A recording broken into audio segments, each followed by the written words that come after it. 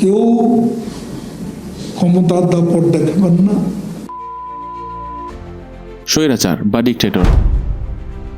আপনাদের মধ্যে অনেকেই হয়তো ডিক্টেটর নামের মুভিটা দেখেছেন, কিভাবে একটি দেশ প্রধান তার ইচ্ছে মতো সবকিছু পরিচালনা করছে।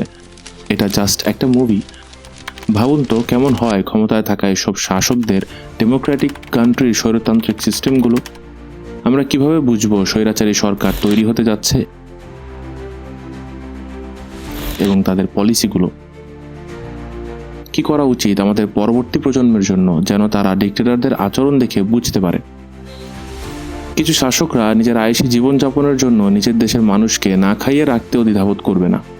দেখলে মনে হবে তারা জনগণের টাকায় নিজের লাক্সারি লাইফ লিড করতে এসেছে। আজ আপনাদের সাথে শেয়ার করব এই সকল শাসকদের ব্যাপারে।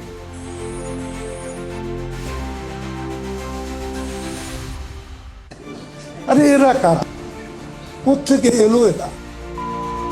হিটলার সম্পর্কে আমাদের সবার ধারণা থাকলেও এদের ব্যাপারে তেমন ধারণা নেই। এর বাইরেও মুখোশের আড়ালে থাকা ডেমোক্রেসির নাম করে স্বৈরতান্ত্রিক মনোভাব নিয়ে দেশ পরিচালনা করা শাসক নিতান্তই কম নয়। আসুন জেনে নিই কিভাবে পলিসি মেক করে স্বৈরাচারী শাসক লম্বা সময় টিকে থাকে।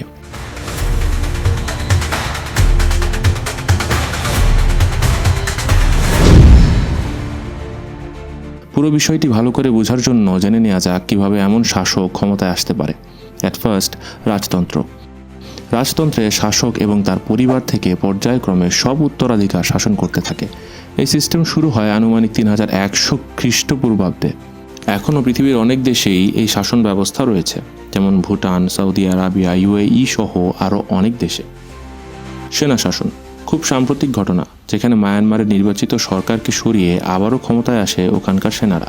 19 শতাব্দীর চায়নাতে পৃথিবীর প্রথম মিলিটারি ডিক্টেটরশিপ দেখা গিয়েছিল।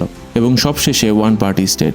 এই সিস্টেম সম্পর্কে জানলেও এদের কোনো নাম রয়েছে তা আমরা অনেকেই জানি না। এই পার্টি ভিত্তিক ডিক্টেটর গণতান্ত্রিকভাবে নির্বাচিত হয়ে আসা একটি পলিটিক্যাল পার্টি, যাদের মনোভাব স্বৈরাচারী আচরণের মাধ্যমে প্রকাশ পায়।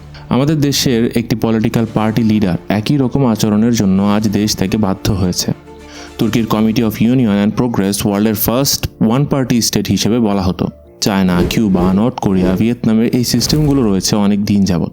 এখন হিটলারের সাথে এদের কি মিল রয়েছে? কেন আমি এই সকল শাসকদের তুলনা করছি? 1930 হিটলার ভোটের মাধ্যমে ক্ষমতায় আসতে চায় এবং দাবি করে সে 37% ভোট নয়, বরং 75% ভোট পেয়েছে 51% মধ্যে। স্বৈরাচারদের মধ্যে এই সকল আনফেয়ার ইলেকশন খুব কমন।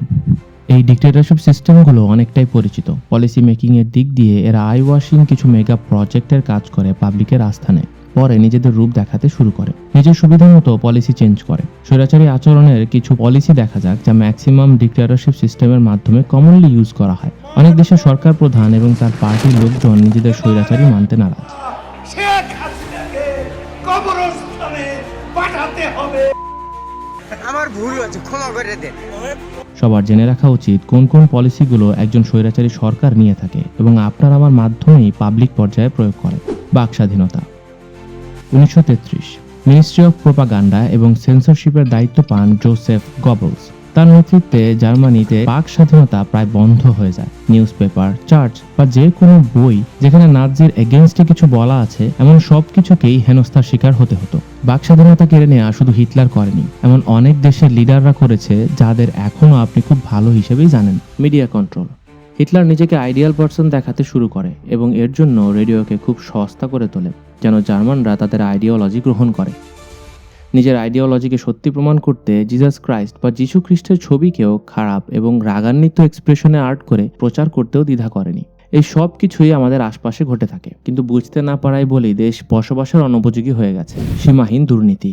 এ ব্যাপারে নতুন করে বলার কিছুই নেই। দেশের মানুষকে মেগা প্রজেক্ট, ধর্মীয় যুদ্ধ, ডিভাইড অ্যান্ড রুলের চশমা পরিয়ে, বিদেশি লোনের বোঝা চাপিয়ে, বাজেট বাড়িয়ে লোপাট করা টাকা পাচার করে আইসি জীবন পার করছেন এমন অনেক সত্যবান লোক এখনো দিব্যি আছেন। পালাবো না, প্রয়োজনে ফখরুল সাহেবের বাসায় গিয়ে উঠবো। কি বলছিস তুই? প্রোপাগান্ডা। এখানে একটা সেফ গেম চেঞ্জার পলিসি হলো এটা। সিঙ্গেল কোনো সত্যি ইনসিডেন্টের সাথে মিথ্যে জড়িয়ে বারবার প্রচার করা। মেগা প্রজেক্টকে প্রমোট করা, হিউম্যান সাইকোলজিকে কাজে লাগিয়ে মানুষকে বারবার শুনতে বাধ্য করা এবং একটা টাইম ওই মিথ থেকেই সত্যি ভাবতে শুরু করা। এই প্রোপাগান্ডা শাসকদের সুনাম বাড়াতেও সহায়তা করে। একজন পলিটিক্যাল লিডারের সুনাম বাড়াতে তার ভালো কাজগুলোর পাশাপাশি অনেক মিথ্যে প্রচার করা হয়। হিটলার তার পুরো জীবনে প্রোপাগান্ডা প্রচার করেছে সবচাইতে বেশি, যদিও শুধু হিটলার নয়, সব দেশের লিডারদের মধ্যে কম বেশি এই প্রচলন আছে। আর এই কাজটা করেছে মিডিয়া, যাকে ভদ্রভাবে ডেমোক্রেসির ফোর্থ পিলার বলা হয়। একটা গোটা জেনারেশনের কাছে কোনো একটা পার্সনকে আইডল করবার জন্য স্কুলের টেক্সট বই পড়ানো একটা বড় কৌশল। কমিউনিকেশন কন্ট্রোল, হোক সেটা স্যাটেলাইটের বৃষ্টির পানি ফেলে অথবা সমুদ্রের নিচে সাবমেরিন কেবলে আগুন ধরিয়ে দেওয়ার নাম করে ইন্টারনেট বন্ধ করে দেয়া। এই প্রজন্ম 1971 না দেখলেও 2024 দেখে বুঝে ফেলেছে কিভাবে ডিক্টেটোরিয়াল পলিসি কাজ করে। এছাড়াও নিজের জন্য হুমকি হতে পারে এমন সব লিডার বা ব্যক্তিদেরকে মেরে ফেলা, জেলে বন্দি করে রাখা, ধর্মীয় বিভক্তি, অপোজিশনকে সন্ত্রাসী তকমা দেয়া, প্রাইভেট ফোর্স ব্যবহার করে শুট করে পাবলিক কন্ট্রোল করা। এখানে সবকিছুই রিসেন্টলি আমাদের সাথে আমাদের দেশে ঘটেছে। এখন আপনাদের মনে প্রশ্ন জাগতে পারে, আমি কেন হিটলারের নাম নিলাম, যেখানে হিটলার ছিল মানব ইতিহাসের সবচাইতে বেশি মানুষ হত্যাকারী। আপনি সঠিক, কিন্তু একবার ভাবুন তো, হিটলারের মানুষ হত্যা সম্পর্কে ওই সময়ের লোকজন তেমন কিছু টের পায়নি। ঠিক একইভাবে এখনকার শাসকরা আরো বেশি সতর্কতা অবলম্বন করে মানুষ হত্যা, গুম এবং টর্চারের ক্ষেত্রে। আয়নাঘর, হাওয়া ভবন ইত্যাদি ব্যবহার করছে। সাম্প্রতিক সিরিয়ার সাবেক প্রেসিডেন্ট বাশার আল আসাদের সিদনায় কারাগার একটা বড় উদাহরণ, যা হিটলারের পৈশাচিকতাকেও হার মানাবে। যখনই এইসব জিনিসগুলো মানুষ আর সইতে না পারে, তখনই বিপ্লব শুরু হয়। আন্দোলন, যুদ্ধ, এই দুইয়ের মাধ্যমেই ইতিহাসের সকল শাসকদের ক্ষমতা থেকে উৎখাত করা গেছে। এদের ক্ষমতার আড়ালে থাকা সুযোগ কমিয়ে ক্ষমতার মেয়াদের সীমা টেনে দিলে এদের মধ্যে এমন মনোভাব আসবে না হয়তো। সবশেষে আমরা সবাই জানি, অত্যাচারই বেশি দিন স্থায়ী হয় না। সকল স্বাধীনতাই ত্যাগের মাধ্যমে এসেছে, তাই কোনো স্বৈর শাসক এর মর্যাদা বুঝতে পারবে না।